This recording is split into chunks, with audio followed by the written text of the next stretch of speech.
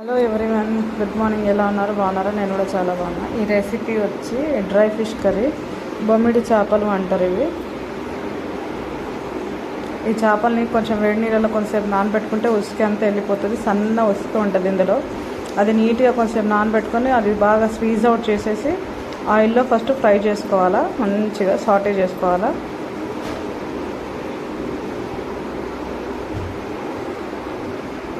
కొంచెం అంటుకుంటుంటుంది కింద, కాకపోతే ఏం పర్వాలేదు, వచ్చేస్తుంటుంది.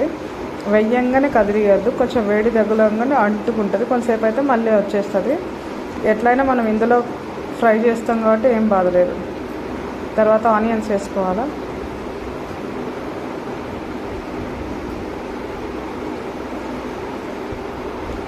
కొత్తిమీర వేసుకోవాలా. బాగా కలుపుకోవాలా, మంచిగా నూనెలో వేగేదాకా కొంచెం మంచిగా కలుపుకోవాలా.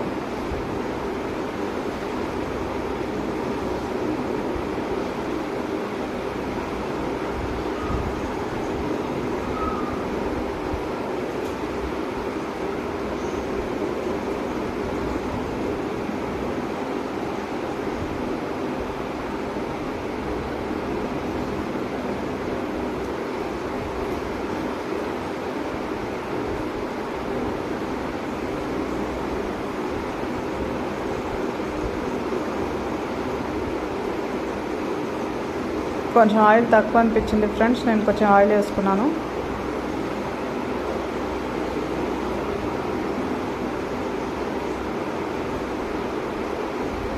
ఇలాంటి నాన్ వెజ్ వీటికి కొంచెం ఆయిల్ ఎక్కువ వేసుకుంటేనే బాగుంటుంది. సాల్ట్ వేసుకోవాలా.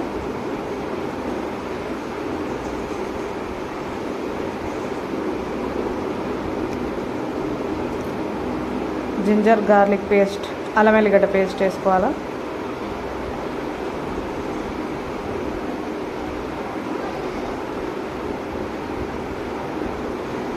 పసుపు,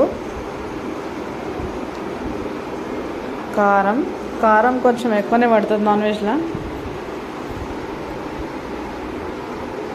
మీ టేస్ట్ని సరిపడా మీరు వేసుకోండి.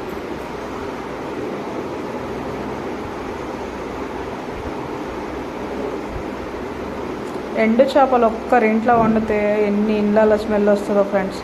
దీన్ని ఎవరు దాచిపెట్టి వండుకోలేరు. మనం చెప్పే అవసరం లేదు, వాళ్ళే చెప్పేస్తారు. 10 ఇళ్ళలో ఇదే స్మెల్ వచ్చేస్తుంది.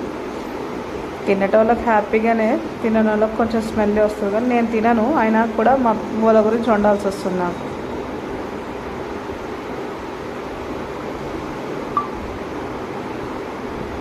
టమాటో,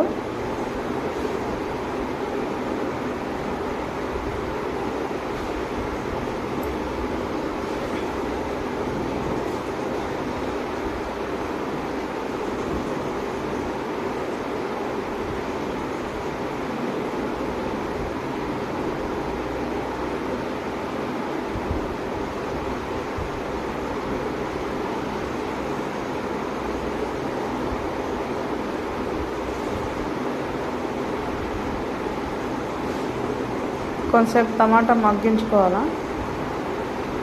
తర్వాత ఎవరెస్ట్ వాళ్ళది ఫిష్ మసాలా,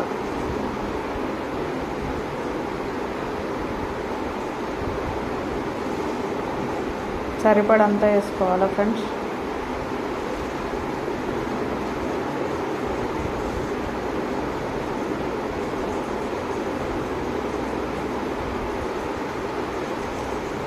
తర్వాత మంచిగా కలుపుకొని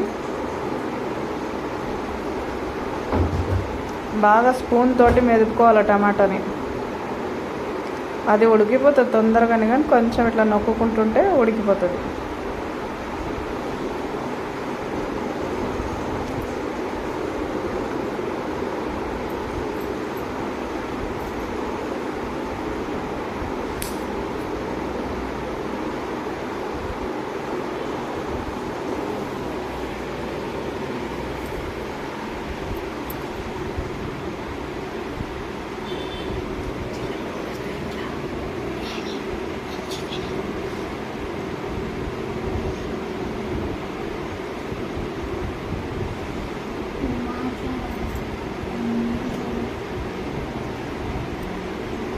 తర్వాత చింతపండుకు వాటర్ వేసుకోవాలి కొంచెం.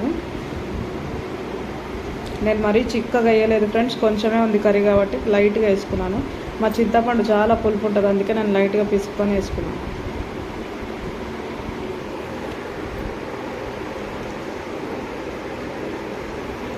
ఒక్కసారి ఒక ఉడుకు వచ్చాక మంచిగా అందులో ఫిష్ వేసుకుంటే అయిపోతుంది.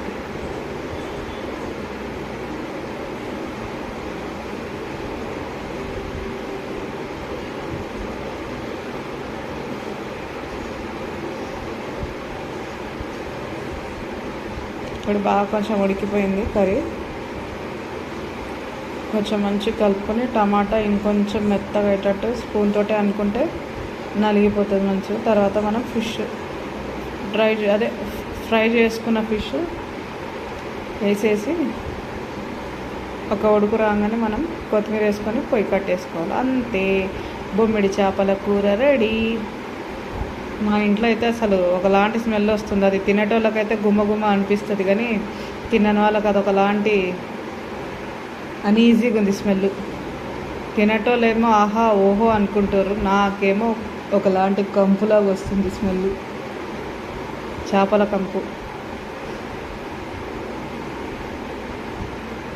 ఎనీవేస్ ఇట్లా వండుకోండి ఫ్రెండ్స్, చాలా బాగుంటుంది. ట్రై చేసి తినండి, మా అక్షి కూడా ట్రై చేస్తుందంట. Boy friends.